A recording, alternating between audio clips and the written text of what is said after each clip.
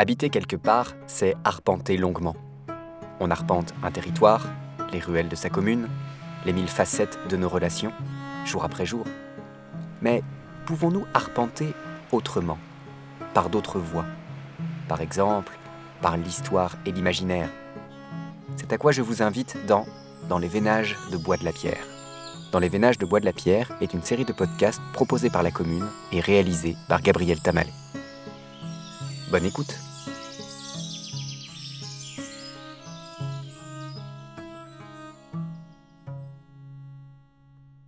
Dans l'épisode précédent, je vous proposais une randonnée sonore par les champs, les cours d'eau, les terrasses et les rues de Bois de la Pierre, sautant l'âme buissonnière de la géologie à la zoologie, de la botanique à l'urbanistique, en passant par l'environnemental et l'associatif, de façon à planter le décor de Bois de la Pierre, cette ville singulière, et en faire, dans nos imaginaires, non plus un point de passage occasionnel ou quotidien, mais un lieu qui, s'il n'est pas revitalisé en permanence par un sens vigilant du collectif estimé, choyé même pourrait-on dire, est toujours menacé, que ce soit par des décisions délétères ou par un délitement de ses forces vives dans un quant à soi néfaste. Au centre de ce lieu, point de convergence il fut un temps pour les âmes qui peuplaient le village, se trouve l'église Saint-Jean-Baptiste. Puissions-nous, en racontant son histoire, y trouver une pierre fondatrice. Chapitre 1. De la fondation de la paroisse à la Révolution, l'automne des feuillants. Contrairement à d'autres villages qui rayonnent autour de leur église, celle de Bois de la Pierre, adossée au coteau, est arrivée plus tardivement que la création du hameau, et ceci grâce à l'impulsion de l'abbaye des Feuillants, qui est située à moins de 2 km d'ici, sur le territoire de Labastide-Clermont. L'église primordiale de Bois de la Pierre s'appelait Saint-Jean de la Pérouse, ou Saint-Jean de la Grange, Gragnon dans les textes. Et l'on sait que depuis 1317, au moins, elle était rattachée à l'abbaye des Feuillants, employée comme annexe à celle de Pécy. Mais pourquoi Saint-Jean de la Grange? J'explique. Pour assurer leurs revenus et organiser l'exploitation des terres, ces grandes abbayes développaient ce qu'on appelle des granges, des sortes d'avant-postes agricoles où venaient vivre les paysans placés sous la houlette de moines mandatés par l'abbaye mère ou désireux de se mettre en retrait de celle-ci. La ville de Carbone doit en grande partie sa naissance au fait d'avoir été premièrement une grange de l'abbaye voisine, tout autant que rivale, de Bonnefond. Tout a un prix cependant, et ces granges étaient redevables de la dîme, c'est-à-dire de la 10e partie des récoltes qu'on payait à l'église ou au seigneur. Si la fondation de l'abbaye des Feuillants remonte au XIIe siècle, si l'on estime que c'est aux environs de 1480 que Bois de la Pierre se constitue en tant que commune en se détachant du territoire de Pécy, et que c'est à cette même époque que l'église primitive fut fondée, le plus ancien acte notarié qui atteste de la fondation de l'église ne remonte toutefois qu'à 1661. Étudié par l'historien André Cluzel, on y lit « Les Feuillants donnèrent le sol pour l'église, fait bâtir celle-ci à leurs entiers frais et attribuer une partie des dîmes à cette cure. » L'absence d'archives entre le XVIIe et le XVIIIe siècle s'explique sans doute en partie par les affres du temps et de la Révolution, mais plus certainement encore par le fait qu'au XIXe siècle, la maison communale n'était qu'un petit bâtiment collé au mur de l'église et qu'un ruissellement endommagea gravement une partie de son fond, condamnant les documents aux moisissures ou à la destruction.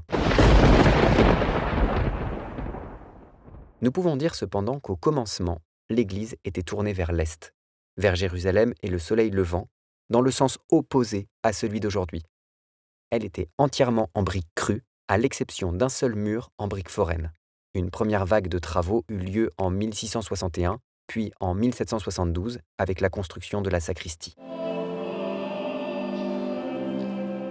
Les délibérations communales, qui furent rédigées pendant la période révolutionnaire, nous délivrent encore quelques pages de l'histoire de cette église. En l'an 8 de la République, traduisez 1797, le curé de la paroisse, trop réfractaire sans doute aux idées nouvelles, est congédié, tandis qu'un dénommé Marre devient curé après avoir juré fidélité à la nouvelle constitution. Ce Marre, non lassé d'une seule paroisse, officiait également à Pécy. Dans ces mêmes délibérations, en l'an 9, on apprend qu'à défaut d'un saint local, les feux de la Révolution se chargèrent de canoniser les cloches de l'église. Petite précaution avant lecture de l'extrait. Pour les besoins de l'émission, il m'a fallu couper et expliciter certains passages parfois illisibles. Au besoin, pour les experts, les archives originales et la transcription sont accessibles en lien sur la page internet de l'émission. Je vous laisse désormais profiter d'une douce poésie administrative révolutionnaire.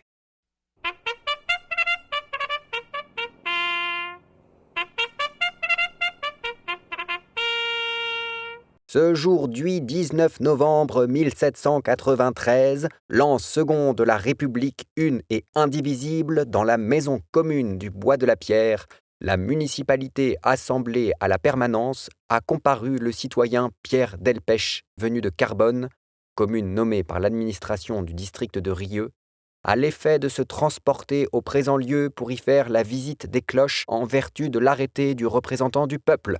Voici en substance ce que dit l'arrêté. Ce jour 22 du second de l'an 2e de la République est ordonné le transport des cloches surnuméraires au parc d'artillerie à Toulouse. Ayant vu par nous-mêmes que le décret et la convention nationale qui ordonne la descente des cloches est capté, les arrêtés des représentants du peuple sont alors exécutés dans le district de Rieux. Voici le plus intéressant, le plus savoureux, le plus poétiquement suranné révolutionnaire. Considérant que la matière des cloches est indispensablement nécessaire pour la fabrication des bouches à feu, entendons des canons, et que les citoyens sont plus intéressés à la souffrance de la liberté qu'à entendre le bruit de plusieurs clochers, tandis qu'une suffit à l'objet pour lesquels celles-ci ont été placées dans des clochers des églises, que la descente des cloches est encore pour les fanatiques une occasion d'agacer la superstition et l'ignorance de quelques citoyens, nous, représentants du peuple, arrêtons que sous huitaine, le décret de la Convention ayant voté tout arrêté des représentants du peuple seront exécutés et que sous la responsabilité des municipalités et administrateurs du district de Rieux, toutes les mesures seront prises pour le transport des cloches dans le parc d'artillerie à Toulouse. Et pour le plus saignant, en 1793, époque de la terreur, souvenons-nous-en. Arrêtez en outre que copie du présent arrêté sera délivrée au comité de surveillance de Rieux et alors les comités et surveillances du district afin qu'ils fassent arrêter et traduire à Toulouse toutes les personnes qui s'opposeraient directement ou indirectement à l'exécution du présent arrêté, nous réservant de les livrer à l'accusation publique pour les faire punir comme contre-révolutionnaires. Enfin, pragmatique, parce qu'il faut tout de même aller au champ, nous vous observerons encore que les clochers servant d'horloge resteront en sus de celles réservées. Entendons, les cloches servant d'horloge restent dans leur clocher. Les municipalités du canton de Carbonne demeureront encore chargées de faire remettre à Carbonne leurs cloches. Celles de Lacogne, Marquefave, Saint-Pierre-d'Astix et Sainte-Quitterie seront déposées à Marquefave pour être embargées. Au croisement du mouvement révolutionnaire et du pouvoir spirituel, on ne résistera pas non plus à évoquer un épisode qui coûta cher à la commune. On se souvient que l'abbaye des Feuillants avait été fer de lance de la commune de Bois de la Pierre et avait participé amplement à la construction de son église. Par ce soutien initial, Bois de la Pierre se trouvait ainsi dans un rapport d'allégeance vis-à-vis des Feuillants, et ceci également d'un point de vue financier. Bien sûr, nos irréductibles Pérusiens, ou étaient-ce des Bosquois, ne restaient pas de bois sous cette coupe et trouvèrent dans la tourmente révolutionnaire une bonne occasion de soulager leurs ressentiments. En effet, l'on apprend dans les délibérations communales de l'année 1790 que les 24 et 26 février, les Feuillants ont été tenus de soumettre à la communauté l'état de leurs biens et revenus afin de pouvoir statuer sur les surcharges qu'ils auraient exercées depuis des années au nom des droits seigneuriaux. Parenthèse. N'oublions pas que 10 jours avant la rédaction de ce PV, par décret de l'Assemblée nationale du 16 février 1790, les religieux ont été expulsés, persécutés et ont dû fuir la France. Les biens du clergé ont été confisqués et placés sous le contrôle de l'État dans un processus de déchristianisation avant d'être vendus en tant que biens nationaux. Ainsi lit-on, ou plutôt déchiffre-t-on dans les délibérations manuscrites qui se trouvent aux archives municipales, dans la maison commune du Bois de la Pierre ont été assemblés aux formes ordinaires Gaudens maire, Pierre Pessy, Jean Baudonnet, officiers municipaux, Jean-Michel Durieux, Dominique Soulet, Gabriel Morin et Antoine Esquirol, le tout composant le corps général de la municipalité du lieu. On y apprend que depuis plusieurs années, un procès est en cours auprès du sénéchal de Toulouse. Dans un premier temps, la communauté espérait, ouvrez les guillemets, qu'avec le temps les affaires allaient finir et que l'abbaye plaiderait raison à la communauté des surcharges que ses prédécesseurs leur ont injustement fait supporter. Mais la Révolution française rédime les cartes et la commune compte bien en tirer réparation. On lit encore, ouvrez les guillemets, « Mais messieurs, tous les décrets de l'Assemblée nationale nous annoncent que tous les religieux sont détruits, qu'ils sont dépouillés de leurs biens, que la nation se surpasse. Il devient très intéressant pour la communauté de prendre les loyers de droit. » Fermez les guillemets. Cependant, dans ces temps de trouble, reprendre arbitrairement la part qui semble juste à la communauté est une affaire risquée. Et il convient de se protéger auparavant, comme on peut le lire dans la délibération suivante. À l'écoute de cette délibération, on sera sensible également au ressentiment que porte la commune vis-à-vis des feuillants et à la perspective historique que cela donne de voir que le découpage en départements n'était pas encore fait. Messieurs, la conséquence de la délibération du 10 mars dernier, nous avons dénoncé le jour du même mois à messieurs les abbés prieurs et religieux de l'abbaye de Feuillants que la municipalité allait former son opposition au bureau des hypothèques à Toulouse, d'où elle ressort pour la conservation des droits que la communauté a sur leurs biens, à raison des surcharges des droits seigneuriaux que ces religieux lui ont imposés, et encore de certains fonds appartenant à la communauté qu'elle a compris dans ses déclarations et affiches. Monsieur le procureur de la communauté député à cet effet a été à Toulouse former l'opposition ainsi qu'il consiste de l'acte du 17 mars dernier.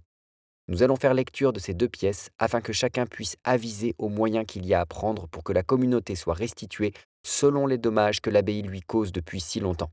C'est sur quoi il requiert qu'il soit délibéré. Monsieur le procureur de la commune a dit « Messieurs, après les actes conservatoires que la municipalité a faits, elle doit attendre la formation des départements et districts pour donner des suites à cette affaire. Mais en attendant, je conclus, pour l'intérêt de la communauté, qu'il soit donné communication aux représentants de l'Assemblée nationale des droits et des agis de la municipalité contre messieurs les feuillants et qu'elle soit suppliée, au cas les biens de ces religieux soient vendus, d'avoir la charité de conserver, sur iceux à cette pauvre communauté, les hypothèques qu'elle peut y avoir été assignées. Sur quoi, oui, monsieur le procureur de la commune, l'Assemblée a unanimement délibéré d'attendre la formation des départements et des districts pour la poursuite des affaires qu'elle a contre messieurs les feuillants.